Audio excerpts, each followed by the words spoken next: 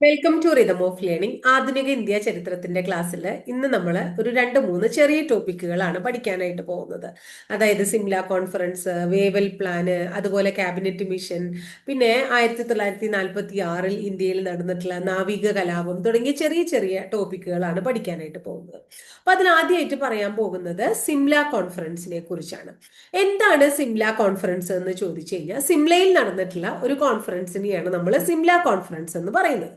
ഈ സിംല കോൺഫറൻസ് വിളിച്ചു കൂട്ടിയത് വേയ്വൽ പ്രഭുവാണ്. അതായത് സിംല കോൺഫറൻസ് നടക്കുന്നത് 1945 ഈ 1945 ബ്രിട്ടീഷ് ഇന്ത്യയിലെ വൈസ്രോയി ആയിരുന്ന വേയ്വൽ പ്രഭുവാണ് സിംല കോൺഫറൻസ് വിളിച്ചു കൂട്ടുന്നത്. സിംല കോൺഫറൻസ് വേയ്വൽ പ്രഭുവിന്റെ അധ്യക്ഷതയിൽ വിളിച്ചു കൂട്ടുകയാണ്. കോൺഗ്രസുകാരും മുസ്ലിം ലീഗും അധകൃത വർഗക്കാരും യൂറോപ്യൻ സംഘടനകളും എല്ലാവരും കൂടി ചേർന്നിട്ട് അവരുടെയൊക്കെ പ്രതിനിധികൾ 21 അംഗങ്ങൾ കൂടുന്ന ഒരു കോൺഫറൻസ് സിംലയില് വേവൽ പ്രഭു വിളിക്കുകയാണ്. അത് നടക്കുന്നത് 1945 ജൂൺ 25 മുതൽ ജൂലൈ 14 വരെയാണ്. അപ്പൊ നമ്മൾ സിംല കോൺഫറൻസ് സിംലയിൽ നടന്നു, വിളിച്ചു കൂട്ടിയത് വേവൽ പ്രഭുവാണ്. സിംല കോൺഫറൻസ് നടന്നത് 1945 മുസ്ലിം ലീഗിന്റെയും കോൺഗ്രസിന്റെയും അധകൃത വർഗക്കാരുടെയും യൂറോപ്യൻ സംഘങ്ങളുടെയൊക്കെ നേതാക്കൾ അടങ്ങുന്ന ഒരു 21 അംഗ പ്രതിനിധികളാണ് ഈ സിംല കോൺഫറൻസിൽ ഉള്ളതെന്ന് പറഞ്ഞു അല്ലെ. അപ്പൊ എന്തിനാ സിംല കോൺഫറൻസ് വിളിച്ചു കൂട്ടിയെന്ന് ചോദിച്ചു കഴിഞ്ഞാൽ, 1945 അന്നത്തെ വൈസ്രോയി ആയിരുന്ന വേവൽ പ്രഭു ഒരു ഡിക്ലറേഷൻ നടത്തുകയാണ്, പ്രഖ്യാപനം നടത്തുകയാണ്. ആ പ്രഖ്യാപനത്തെ നമ്മൾ വേവൽ പ്ലാൻ എന്നാണ് പറയുന്നത്. അതായത് ആ വേവൽ പ്ലാനിൽ അദ്ദേഹം കുറച്ച് നിർദ്ദേശങ്ങളൊക്കെ വെക്കുകയാണ്. ആ നിർദ്ദേശങ്ങളെ കുറിച്ച് ചർച്ച ചെയ്യുന്നതിന് വേണ്ടി സിംലയില് അന്നത്തെ പ്രധാനപ്പെട്ട ആൾക്കാരെയൊക്കെ വിളിച്ചുകൂട്ടി അദ്ദേഹം നടത്തിയ കോൺഫറൻസിനെയാണ് എന്ത് വിളിക്കുന്നത്? സിംല കോൺഫറൻസ് വിളിക്കുന്നത്. അപ്പോ ഈ വേവൽ പ്ലാൻ എന്താണെന്ന് നമ്മൾ മനസ്സിലാക്കണം. വേവൽ പ്ലാൻ എന്ന് പറഞ്ഞാൽ വേറൊന്നുമില്ല, ആ സമയത്ത് ബ്രിട്ടീഷ് ഇന്ത്യയിലെ വൈസ്രോയി ആയിരുന്ന വേവൽ പ്രഭു കുറച്ച് മാർഗനിർദ്ദേശങ്ങൾ നമുക്ക് തരികയാണ്. അതിനെയാണ് വേവൽ പ്ലാൻ എന്ന് പറയുന്നത്.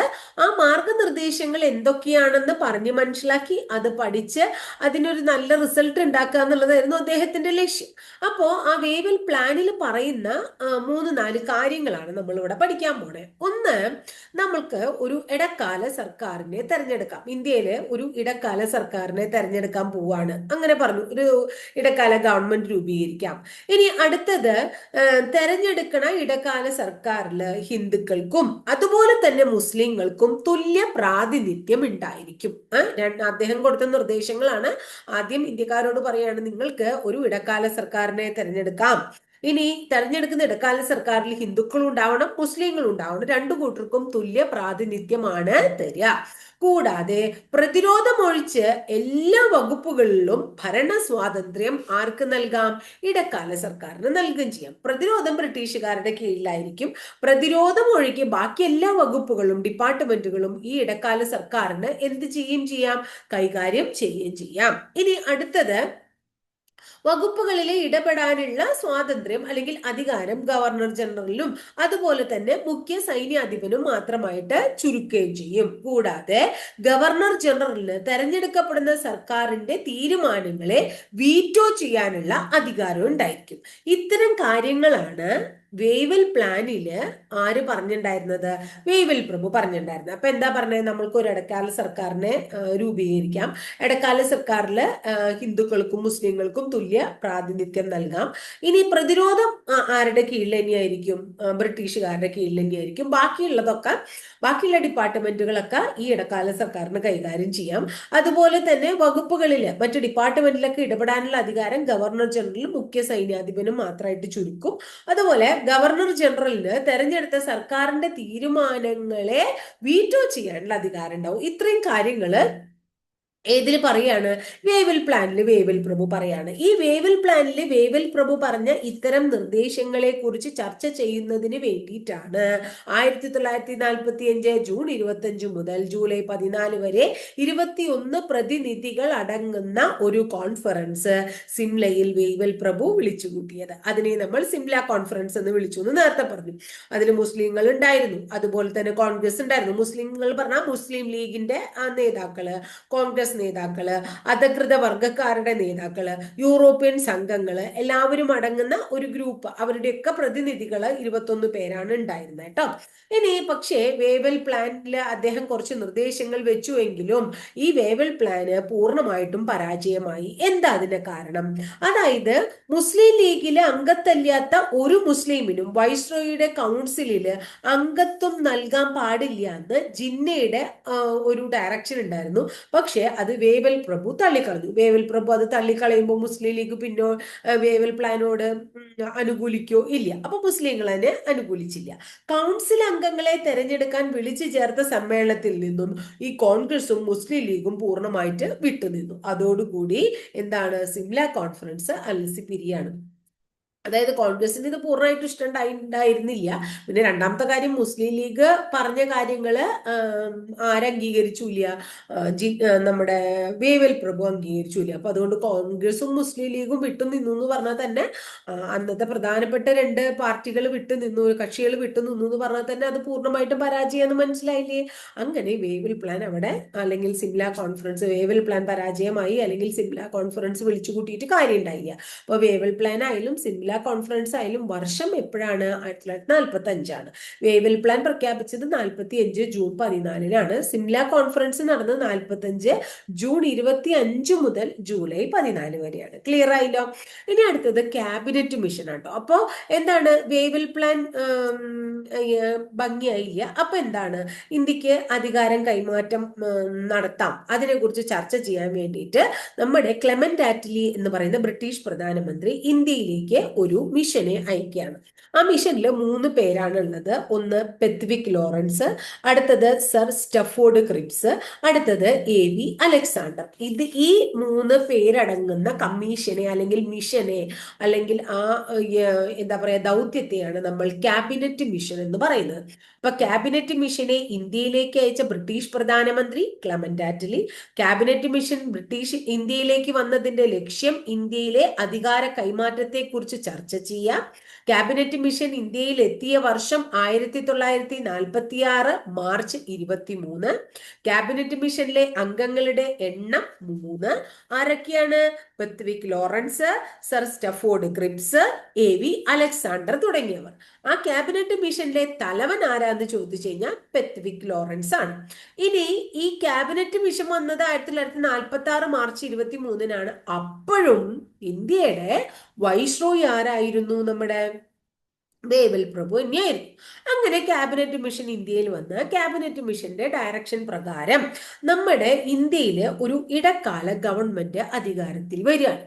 അങ്ങനെ ഇടക്കാല ഗവൺമെന്റ് അധികാരത്തിൽ വരുന്നത് 1946 സെപ്റ്റംബർ 2 വളരെ പ്രധാനം. ഇന്ത്യയിൽ ഇടക്കാല ഗവൺമെന്റ് നിലവിൽ വരുന്നത് 1946 സെപ്റ്റംബർ 2 1946 സെപ്റ്റംബർ 2 ഇടക്കാല ഗവൺമെന്റ് അധികാരത്തിൽ വരുന്നത്. ആരുടെ നേതൃത്വത്തിലാണ് ഇടക്കാല ഗവൺമെന്റ് അധികാരത്തിൽ വരുന്നത്? ജവഹർലാൽ നെഹ്റുവിന്റെ നേതൃത്വത്തിലാണ്. ആരുടെ നേതൃത്വത്തിൽ? ജവഹർലാൽ നെഹ്റുവിന്റെ നേതൃത്വത്തിലാണ് ഇടക്കാല ഗവൺമെന്റ് നിലവിൽ വരുന്നത് എന്ന് ഓർക്കാം. അപ്പൊ അങ്ങനെ വന്ന ഇടക്കാല ഗവൺമെന്റിന്റെ അല്ലെങ്കിൽ ഇടക്കാല മന്ത്രിസഭയുടെ തലവൻ വേവൽ പ്രഭുവും അതിന്റെ വൈസ് പ്രസിഡന്റ് നെഹ്റുവുമായിരുന്നു. മനസ്സിലായോ? തലവൻ ആരാന്ന് ചോദിച്ചു കഴിഞ്ഞിട്ടുണ്ടെങ്കിൽ നേതൃത്വ സ്ഥാനത്ത് ഉണ്ടായിരുന്നു ആര്? നമ്മുടെ ജവഹർലാൽ നെഹ്റു. പക്ഷെ അദ്ദേഹം വൈസ് പ്രസിഡന്റ് സ്ഥാനത്തായിരുന്നു. ഇനി ഇടക്കാല ഗവൺമെന്റിന്റെ തലവൻ ആരായിരുന്നു? വേവൽ പ്രഭു ആയിരുന്നു. അങ്ങനെ ഈ ക്യാബിനറ്റ് മിഷൻ വന്ന് നമുക്ക് അങ്ങനെ ഒരു ഇടക്കാല ഗവൺമെന്റ് ഒക്കെ ഫോം ചെയ്തു. ഈ ഇടക്കാല ഗവൺമെന്റ് നിലനിൽക്കുമ്പോൾ തന്നെ ക്യാബിനറ്റ് മിഷന്റെ നിർദ്ദേശപ്രകാരം നമ്മുടെ ഇന്ത്യയിൽ ഒരു ഭരണഘടനാ നിയമനിർമ്മാണ സഭയ്ക്കും രൂപം നൽകി. എന്തിന് രൂപം നൽകി? ഭരണഘടനാ നിയമനിർമ്മാണ സഭ. നമ്മൾ കോൺസ്റ്റിറ്റ്യൂഷൻ പഠിക്കുമ്പോൾ പഠിക്കണതാണ് അല്ലെ, ഭരണഘടനാ നിയമനിർമ്മാണ സഭയെ കുറിച്ച്. നിലവിൽ വന്നത് 1946 ഡിസംബർ 6. അപ്പൊ ക്യാബിനറ്റ് മിഷന്റെ നിർദ്ദേശപ്രകാരമാണ് ഇന്ത്യയിൽ ഭരണഘടനാ നിയമനിർമ്മാണ സഭ രൂപീകൃതമായത്. വളരെ ഇമ്പോർട്ടന്റ് ആണ്. ഏതിന്റെ നിർദ്ദേശപ്രകാരമാണ് ഇന്ത്യയിൽ ഭരണഘടനാ നിയമനിർമ്മാണ സഭ രൂപീകൃതമായത്? ക്യാബിനറ്റ് മിഷന്റെ.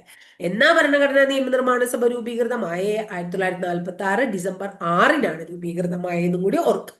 ഇനി ക്യാബിനറ്റ് മിഷൻ ഇതൊക്കെ കഴിഞ്ഞ് ഒരു റിപ്പോർട്ട് സമർപ്പിക്കുകയാണ്. റിപ്പോർട്ട് സമർപ്പിച്ച വർഷം 1946 മെയ് 16-നാണ്. എന്നാണ് 1946 മെയ് 16-നാണ് ക്യാബിനറ്റ് മിഷൻ റിപ്പോർട്ട് സമർപ്പിച്ചത് എന്നും കൂടി നിങ്ങൾ ഓർത്തു വെക്കണം കേട്ടോ. വളരെ ഇമ്പോർട്ടന്റ് ആണ്. ഇടക്കാല ഗവൺമെന്റിന്റെ രൂപീകരണ വർഷം 1946 സെപ്റ്റംബർ 2, വർഷം മാസം ദിവസം പ്രധാനം. അതുപോലെ 1946 ഡിസംബർ 6 ഭരണഘടനാ നിയമനിർമ്മാണ സഭ രൂപീകൃതമായത്. ഇത്രയും കാര്യങ്ങൾ വളരെ ഇമ്പോർട്ടന്റ് ആയിട്ട് നമ്മൾ ഈ വർഷങ്ങളൊക്കെ ഇമ്പോർട്ടന്റ് ആണ്. എപ്പോഴും പരീക്ഷയ്ക്ക് ചോദിക്കാറുള്ള ചോദ്യമാണ്. അത് നോട്ട് ചെയ്ത് വെക്കുക തന്നെ വേണം കേട്ടോ.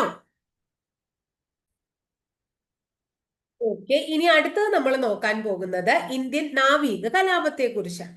ഇന്ത്യൻ നാവിക കലാപം നടന്നത് 1946-ലാണ്. പ്രധാനമായിട്ടും നാവിക കലാപത്തിന്റെ കേന്ദ്രം മുംബൈ ആയതുകൊണ്ട് ഇതിന് ബോംബെ കലാപം എന്നൊരു പേരും കൂടിയുണ്ട്. അതായത് തുടങ്ങിയതും അല്ലെങ്കിൽ അതിന്റെ പ്രധാനപ്പെട്ട കേന്ദ്രവും മുംബൈ ആയിരുന്നു എന്നുള്ളത് കൊണ്ട് ഇതിനെ എന്ത് വിളിക്കുന്നു? ബോംബെ കലാപം എന്ന് കൂടി വിളിക്കുന്നു. എന്നാൽ നാവിക കലാപം കറാച്ചി, പൂനെ, കൊൽക്കത്ത, മദ്രാസ് എന്നീ സ്ഥലങ്ങളിലൊക്കെ തന്നെ നാവിക കലാപം വ്യാപിക്കുകയുണ്ടായെന്ന് നമ്മൾ ഓർത്തു വെക്കണം. അപ്പൊ ഇന്ത്യയില് നാവിക കലാപം ആരംഭിച്ച വർഷം 1946-ലാണ്. മുംബൈയിലാണ് അതിന് തുടക്കമിട്ടത് എന്നുള്ളത് കൊണ്ട് ഇതിനെ ബോംബെ കലാപം എന്ന് കൂടി വിളിക്കുന്നു. ഈ കലാപം കറാച്ചി, പൂനെ, കൊൽക്കത്ത, മദ്രാസ് എന്നീ സ്ഥലങ്ങളിൽ വ്യാപിക്കുക കൂടെ ചെയ്തിട്ടുണ്ടായിരുന്നു എന്ന് ഓർത്തു വയ്ക്കാം. ബോംബെയില് റോയൽ ഇന്ത്യൻ നേവി ബ്രിട്ടീഷുകാർക്കെതിരെ നടത്തിയ കലാപത്തെയാണ് നമ്മൾ നാവിക കലാപം എന്ന് വിളിക്കുന്നത്. ബോംബെയില് റോയൽ ഇന്ത്യൻ നേവി ബ്രിട്ടീഷുകാർക്കെതിരെ നടത്തിയ കലാപത്തെയാണ് നമ്മൾ എന്ത് വിളിക്കണേ? നാവിക കലാപം എന്ന് വിളിക്കണേ. ഈ കലാപം 1946 ഫെബ്രുവരി 18-നാണ് ആരംഭിക്കുന്നത്. 1946 ഫെബ്രുവരി 18-നാണ് നാവിക കലാപം ആരംഭിക്കുന്നത്. എന്താണ് നാവിക കലാപം ആരംഭിക്കാൻ കാരണം? അതായത് ഇന്ത്യൻ പട്ടാളക്കാർക്ക് ബ്രിട്ടീഷുകാരുടെ ഇടയിൽ നേരിടേണ്ടി വന്ന വംശീയ വിവേചനമാണ് കലാപത്തിന്റെ പ്രധാനപ്പെട്ട കാരണം. എന്താ പറയണേ? ഇന്ത്യൻ പട്ടാളക്കാർക്ക് നേരിടേണ്ടി വന്ന വംശീയ വിവേചനമാണ് നാവിക കലാപത്തിന്റെ പ്രധാന കാരണം എന്ന് നമ്മൾ മനസ്സിലാക്കുക. നാവിക കലാപം ആരംഭിച്ചത് HMIS തൽവാർ എന്ന് പറയുന്ന കപ്പലിലാണ്. നാവിക കലാപം ആരംഭിച്ചത് HMIS തൽവാർ എന്ന് പറയുന്ന കപ്പലിലാണ് എന്നും കൂടി ക്ലിയർ ആയിട്ട് ഓർക്കണം. ഈ കലാപത്തിന് നേതൃത്വം നൽകിയത് BC ദത്ത് എന്ന് പറയുന്ന വ്യക്തിയാണ്. ആരാണ് നേതൃത്വം നൽകിയത്? BC ദത്താണ്. നേതൃത്വം നൽകി എന്ന കാരണങ്ങൾ കൊണ്ട് തന്നെ അദ്ദേഹം അറസ്റ്റ് ചെയ്യപ്പെട്ട് നീക്കുകയുണ്ടായി. അദ്ദേഹത്തെ അറസ്റ്റ് ചെയ്യുകയും കൂടെ ചെയ്തു. ആര്? ബ്രിട്ടീഷുകാര്. ആര്? BC ദത്തിന്. ഈ നാവിക കലാപത്തിന്റെ എന്താ പറയാ, അല്ലെങ്കിൽ നാവിക കലാപത്തോടനുബന്ധിച്ച് അല്ലെങ്കിൽ അതിന്റെ പരിണിത ഫലമായിട്ട് ഒരു സംഘടനയ്ക്ക് രൂപം നൽകുകയുണ്ടായി ഇന്ത്യയിൽ. അതിന്റെ പേര് നേവൽ സെൻട്രൽ സ്ട്രൈക്ക് കമ്മിറ്റി എന്നാണ്. അപ്പൊ നേവൽ സെൻട്രൽ സ്ട്രൈക്ക് കമ്മിറ്റി നാവിക കലാപത്തോടനുബന്ധിച്ച് ഇന്ത്യയിൽ രൂപം നൽകിയ സംഘടനയുടെ പേരാണ് നേവൽ സെൻട്രൽ സ്ട്രൈക്ക് കമ്മിറ്റി ട്ടോ. ഈ നാവിക കലാപം പൂർണ്ണമായിട്ടും ബ്രിട്ടീഷുകാര് അടിച്ചമർത്തിയത് 1946 ഫെബ്രുവരി 23-നാണ്. അപ്പോൾ ഫെബ്രുവരി 18-ന് ആരംഭിച്ച് അല്ലെ 5 ദിവസം കഴിഞ്ഞപ്പോഴേക്കും 23 ആയപ്പോഴേക്കും ബ്രിട്ടീഷുകാർ പൂർണ്ണമായിട്ടും ഇത് എന്താ പറയാ അടിച്ചമർത്തുണ്ടായി. അതിനിടയിൽ ഒരു കാര്യം കൂടി നമ്മൾ ഓർക്കണം. വല്ലഭായ് പട്ടേൽ, മുഹമ്മദ് ജിന്ന തുടങ്ങിയവര് ഇന്ത്യൻ നേവിയിലുള്ള നാവികരുടെ സ്ഥാനക്രമത്തെ പൂർണ്ണമായിട്ടും ത്യജിക്കാനായിട്ട് നാവികരെ പ്രേരിപ്പിച്ച വ്യക്തികളാണ്. അപ്പോ ഇന്ത്യൻ നേവിയിലെ നാവികരുടെ സ്ഥാനക്രമത്തെ ത്യജിക്കാൻ നാവികരെ പ്രേരിപ്പിച്ച പ്രധാനപ്പെട്ട വ്യക്തികൾ ആരെല്ലാം എന്ന് ചോദിച്ചു കഴിഞ്ഞാൽ സർദാർ വല്ലഭായ് പട്ടേലും മുഹമ്മദ് അലി ജിന്നയുമാണ്. അപ്പൊ നമുക്ക് ക്ലിയർ ആയല്ലോ. അതായത് ഇന്ത്യൻ നേവിയിലെ ഉദ്യോഗസ്ഥര് ബ്രിട്ടീഷുകാർക്കെതിരെ നടത്തിയ കലാപത്തെ നാവിക കലാപം എന്ന് വിളിക്കുന്നു. പ്രധാനമായിട്ടും നാവിക കലാപം നടന്നത് HMIS തൽവാർ എന്ന് പറയുന്ന കപ്പലിലാണ് നാവിക കലാപം ആരംഭിച്ചത്. നാവിക കലാപം ആരംഭിച്ച സ്ഥലം മുംബൈ ആണ്. സ്ഥലം 46 ഫെബ്രുവരി മുംബൈ ആണ് സ്ഥലം. 1946 ഫെബ്രുവരി 18-നാണ്. ഇനി മുംബൈ ആയതുകൊണ്ട് മുംബൈ കലാപം എന്ന് വിളിക്കുന്നു. മുംബൈയിൽ മാത്രമല്ല, കറാച്ചി, പൂനെ, കൊൽക്കത്ത, മദ്രാസ് അവിടങ്ങളിലൊക്കെ നാവിക കലാപം നടക്കുകയുണ്ടായി. ഈ നാവിക കലാപത്തിന് നേതൃത്വം നൽകിയത് BC ദത്ത് എന്ന് പറയുന്ന വ്യക്തിയാണ്. അദ്ദേഹം നേതൃത്വം നൽകി എന്നുള്ളത് കൊണ്ട് തന്നെ അദ്ദേഹത്തെ ബ്രിട്ടീഷുകാരെ അറസ്റ്റ് ചെയ്ത് മാറ്റുകയും ചെയ്തു. ഇനി നാവിക കലാപവുമായിട്ട് റിലേറ്റഡ് ആയിട്ട് അല്ലെങ്കിൽ അതിന്റെ പരിണിത ഫലമായിട്ട് നമ്മുടെ ഇവിടെ രൂപം നൽകിയ ഒരു സംഘടനയുടെ പേര് നേവൽ സെൻട്രൽ സ്ട്രൈക്ക് കമ്മിറ്റി എന്ന് പറയുന്ന സംഘടനയാണ്. ഇനി ഈ നാവിക ഉദ്യോഗസ്ഥരോട് നാവികരുടെ സ്ഥാനക്രമത്തെ ത്യജിക്കാൻ പ്രേരിപ്പിച്ച വ്യക്തികൾ ആരെല്ലാം എന്ന് ചോദിച്ചു കഴിഞ്ഞാൽ സർദാർ വല്ലഭായ് പട്ടേലും മുഹമ്മദ് അലി ജിന്നയുമാണ്. 1946 ഫെബ്രുവരി 23 പൂർണ്ണമായിട്ടും നാവിക കലാപം ആരടിച്ചമർത്തുകയും കൂടെ ചെയ്തു, ബ്രിട്ടീഷുകാരെ അടിച്ചമർത്തുകയും കൂടെ ചെയ്തു. അപ്പൊ ഇത്രയേ ഉള്ളൂ എന്തിനെ കുറിച്ച് പഠിക്കാനായിട്ട്, നാവിക കലാപത്തെ കുറിച്ച് പഠിക്കാനായിട്ട്. വളരെ ഭംഗിയായിട്ട് നിങ്ങൾ കേട്ടും എഴുതിയും ഒക്കെ പഠിച്ചു വെക്കുക. ഇനി വരാൻ പോകുന്ന അടുത്ത പരീക്ഷകൾക്ക് ഇപ്പോൾ LDC ലിസ്റ്റും കാര്യങ്ങളൊക്കെ വന്നു. ഇനി അടുത്ത കൊല്ലം വിശദമായിട്ട് കുറേയധികം ധാരാളം ഒഴിവുകളോടുകൂടി ധാരാളം പുതിയ പുതിയ നോട്ടിഫിക്കേഷൻസ് വരുമ്പോൾ അപ്പോൾ പരീക്ഷ തുടങ്ങിയതിന് ശേഷം പഠിക്കാമെന്ന് വിചാരിക്കാതെ പഠിച്ചു തുടങ്ങിയ കുട്ടികൾ ഭംഗിയായിട്ട് അത് പഠിച്ച് മുന്നോട്ട് കൊണ്ടുപോകുക. അത് കേൾക്കാനായി ഇഷ്ടമുള്ള കുട്ടികളാച്ച കേട്ട് ക്ലാസ് കേട്ടിരിക്കുക. അതല്ലാത്തവര് നോട്ട് ചെയ്ത് വെച്ച് ഇമ്പോർട്ടൻ്റ് ആയിട്ടുള്ള പോയിന്റുകളൊക്കെ നോട്ട് ചെയ്ത് വെച്ച് പിന്നെയും പിന്നെയും വായിച്ചു പഠിക്കാനായിട്ട് ശ്രമിക്കുക. ഇത്രയേ ഉള്ളൂ ഒന്ന് പറയാൻ. ക്ലാസ്സുകൾ ഇഷ്ടപ്പെടുകയാണെങ്കിൽ ഒന്ന് ലൈക്ക് ചെയ്യുക. ഇഷ്ടപ്പെട്ട ക്ലാസ്സുകൾ നിങ്ങൾ കൂട്ടുകാരിലേക്ക് ഷെയർ ചെയ്യൂ. ആദ്യമായിട്ട് ചാനൽ കാണുന്നവർ ഒന്ന് സബ്സ്ക്രൈബ് ചെയ്യുക. അതോടൊപ്പം ആ ബെല്ലൈക്കൺ കൂടി ഒന്ന് എനേബിൾ ചെയ്യുമ്പോൾ ഞാൻ ഓരോ ദിവസം അപ്ലോഡ് ചെയ്യുന്ന വീഡിയോസ് കൃത്യമായിട്ട് നോട്ടിഫിക്കേഷനായിട്ട് ലഭിക്കുകയും ചെയ്യും. അപ്പോൾ അടുത്ത ദിവസം ഇതുപോലെ തന്നെ മറ്റൊരു ടോപ്പിക്കുമായി നമുക്ക് വീണ്ടും കാണാം.